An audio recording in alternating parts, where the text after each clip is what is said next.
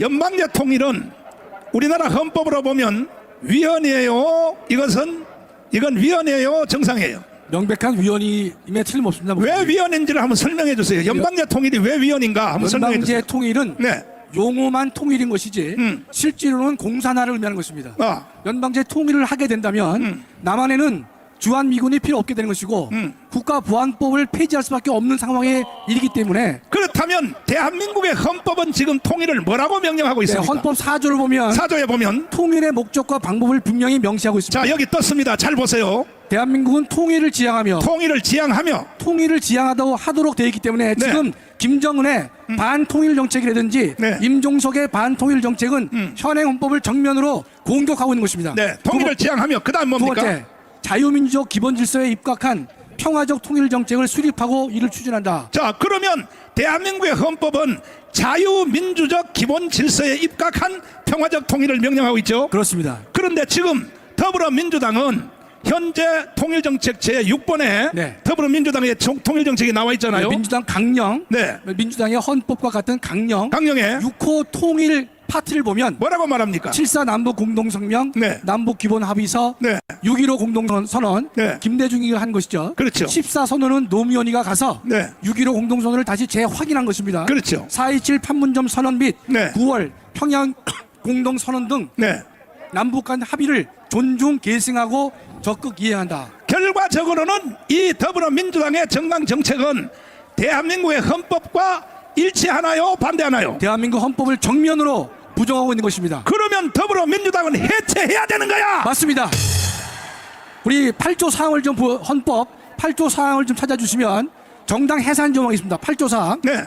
정당의 목적이나 활동이 민주적 기본질서에 위배될 때에는 네. 정부는 헌재에 그 해산을 제소할 수 있고 네. 정당은 헌재의 심판에 의하여 해산된다라고 헌법은 말하고 있는 것인데 정당의 목적이나 활동이 자유민주주의를 부정할 때에는 해산 대상이 된다고 헌법은 말하고 있는 것입니다. 그렇다면 종전에 보았던 민주당 강령 제6호 통일란을 보면 우리 현행 헌법에 헌법을 부정하는 통일 정책을 추진한다고 되어 있기 때문에 그들의 이 민주당은 지금 목적이나 활동이 대한민국의 자유민주적 기본질서를 위반하고 있기 때문에 정당 해산 조건을 충족하고도 남는다고 할 것입니다. 그럼에도 불구하고 대한민국의 국민의 절반이 이재명과 더불어민주당의 사기를 당하고 있다는 거야.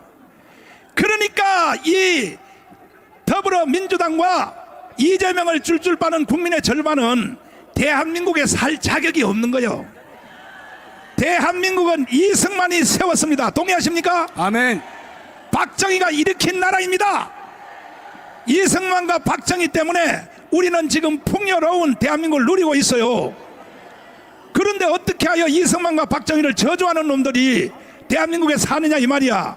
그러니까 빨리 전향을 하여 돌아오든지 아니면 빨리 북한로 가든지 둘 중에 선택을 하여 오늘도 저는 이 자리에 1,000만 명이 모일 걸 기대하고 끊임없이 방송을 했는데 상을 비교 한번 보겠습니다. 보시면 이때는 문재인 정부 때 초기였습니다. 그래서 문재인이가 대한민국을 해체하고 북한로 가려고 하는 걸 보고 국민들이 그냥 광화문에 쏟아져 나왔어요. 그러나 이제는 사람들이 광화문에 잘 안 올라 그래. 왜? 대통령을 윤석열을 만들어 놨으니까 대통령이 다 해주겠지. 여기서 착각하면 안 됩니다. 대통령 아무 힘이 없어요. 대통령이 힘이 있으면 자기의 친장모님을 깜빵에 보내겠습니까? 대통령이 힘이 있으려면 한 가지 조건이 뭐냐? 대통령을 바치는 세력이 1,000만 명이 일어나야 되는 것입니다. 아멘. 동의하십니까? 안 그러면 반드시 대한민국 이 광화문 광장 안에는 오늘부터 연말까지 반드시 내전이 일어납니다. 저는 자칭 타칭 선지자입니다. 왜 광화문 광장에서 내란이 일어날 수밖에 없느냐? 이재명 때문에 일어납니다. 이재명이가 지금 검사가 구형을 2년을 받았죠. 선거법 위반은 2년을 선거법 위반 받고요. 2년 받았죠. 위증교사는 3년을 받았습니다. 자, 그러면 위증교사는 3년 받았죠. 네. 받았는데 요게 이제 선거 공판이 11월 15일로 돼 있죠. 15일과 25일입니다. 25일로 돼 있죠. 네네. 그러면 내가 교수님에게 한번 물어보겠습니다. 예. 교수님이 이재명이라고 한다면 네. 교수님이 이재명을 한다면 제가요. 뭐든지 그렇지 예. 바꿔 생각해 보면 알아요. 예로서는 적절치 않지만 그렇게 받아들이겠습니다, 목사님. 재수 없는 놈을 비교해서 미안합니다. 아닙니다, 목사님. 예. 이재명이라고 한다면 예. 이재명은 이번에 단 100만 원이라도 성보를 해버리면 네네. 일단은 450억의 돈을 투하해 내야죠. 그렇습니다. 그리고 대통령 출마 못하죠. 당연히 못하죠. 정치 생명 끝났죠. 끝났습니다. 정치 생명 끝나는 게 아니라 인생 자체가 끝나는 거죠. 그렇습니다. 요게 이제 11월 15일 날 결정되는 것이죠. 네네. 100만 원에도 벌금을 받으면 예. 근데 100만 원 받을 것 같아요. 최소한 집행유예 받을 것 같아요. 징역 1년에 집행유예 2년입니다. 예상하기로 왜냐면 2년 구형을 했기 때문에 네. 판사는 1년에 집행유예 2년 한다고 봅니다, 목사님. 그리고 그 후에 또 재판이 줄줄이 따라붙고 있잖아요. 계속 있습니다, 목사님. 뭐 대장동 또 뭐 백현동 대장동, 백현동 사건은 목사님 생각하지 마시고요. 생각하지 말고. 워낙 오래 걸리니까 세 번째가 대북 송금 사건입니다. 네. 그 세 번째가 있기 때문에 네. 첫 번째가 선거법, 두 번째가 위증교사, 세 번째가 방북 비용 대진 거죠. 네. 예. 그러니까 이재명은 어차피 인생이 끝나요. 예. 11월 15일 날. 네. 그러면 이제 교수님이 이재명이라 한다면 네. 인생 끝났거든. 그렇습니다. 끝났으면 이재명이가 자살을 하든지. 네. 근데 이재명이 볼 때는 절대 그러면 자살할 놈은 아니야. 자살할 사람 아닙니다. 김일성보다가 더 악한 놈이야. 그렇습니다. 예. 그러면 할 일은 뭐냐? 내란을 선동하는 길밖에 없는 거야. 그렇습니다. 예. 마지막으로. 예. 그래서 이번 주에도 지방에 네. 촛불 시위로 내란을 유도하려고 네. 전국에 촛불 시위 조직하는 걸 내가 다 찾아냈어요. 그렇습니다, 목사님. 그러니까 제가 말씀드리기를 오늘 이 자리에 오신 여러분 잘 들으십시오. 제가 그냥 여러분 협박하려고 말씀드리는 게 아닙니다. 반드시 가문 광장에 5.18 이상의 내전이 일어납니다. 내란이 일어나게 돼 있어요. 왜? 이재명 때문에. 보세요. 아니 교수님한테 물어봐도 교수님이라도 이재명 같으면 네. 어차피 한판 인생 끝난 거. 예. 어? 제가 답을 안 드렸는데요. 네. 제가 네. 이재명이라 하더라도 네. 또는 민주당 입장에서 본다면 네. 이재명을 애써 민주당을 일극 체제로 만들었죠, 목사님. 그렇죠. 일극 체제로 다음 대선에서는 이재명밖에 없다라고 다 만들어 놨는데 이재명이가 후보가 될 수 없다라고 한다면 민주당은 다른 대안이 존재하지 않습니다. 그렇죠. 그렇다면 결국 2판 4판으로 갈 수밖에 없습니다. 그렇죠. 네. 근데 자살을 하는 방법이 있는데 자살은 할 그 인간은 자살할 인물이 아닙니다. 그러니까 노무현만 못하네. 그럼요. 노무현은 네. 그래도 자살이라도 하는 양심이라도 있지. 그렇습니다. 그 자살 안 하면 이 새끼는 틀림없이 대한민국을 엎어버리려고 그렇습니다. 되지도 않지만 시도를 할 거라고요. 그렇습니다. 윤석열 대통령님 오늘 이 자리에 모인 여러분들을 보시고 위로를 받으십시오.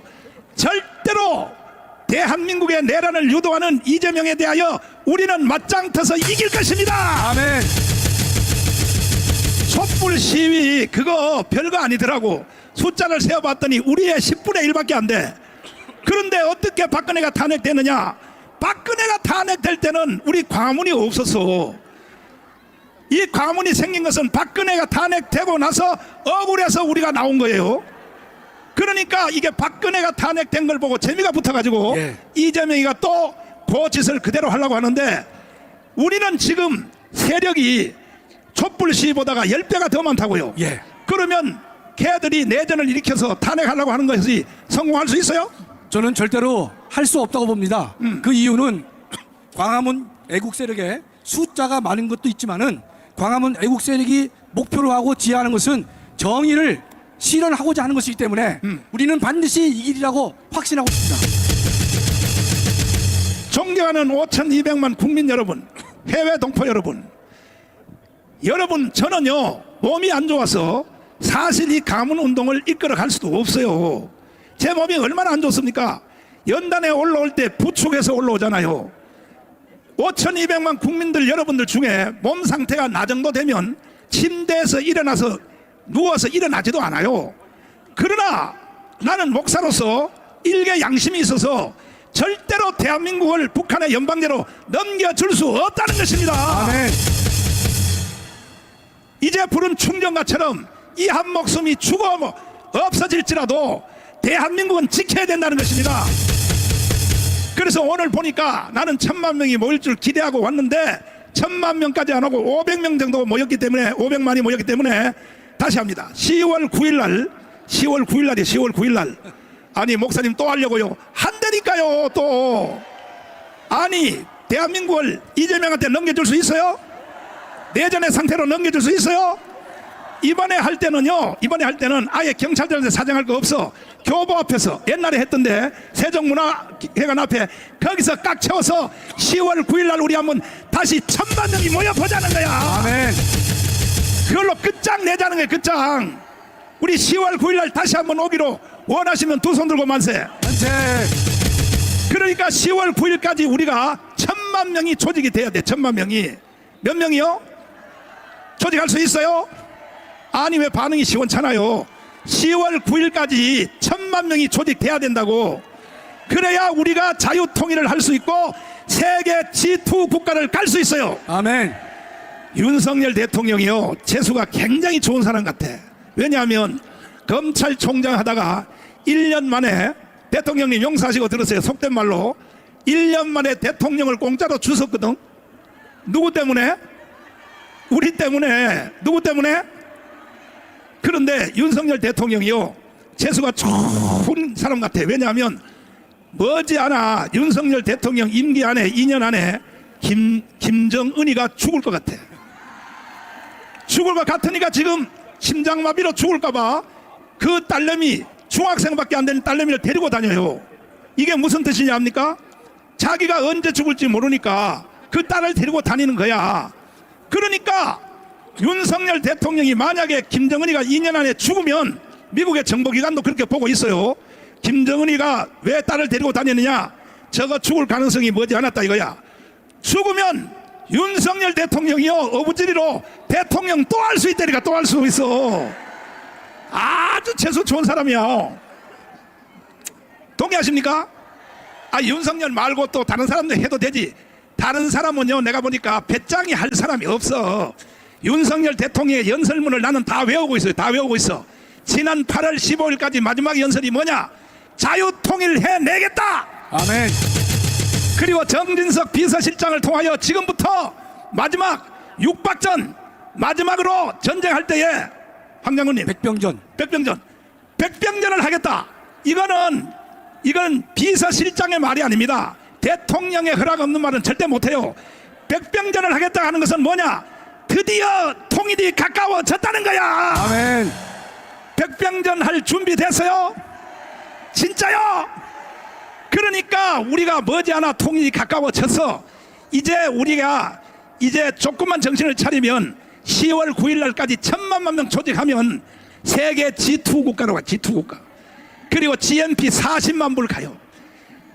세계에서 가장 위대한 나라가 대한민국이 될 줄 믿으시면 두 손 들고 만세. 만세. 자, 황 장군님 나오십시오. 자, 황윤선 장군님을 잠깐 모시겠습니다.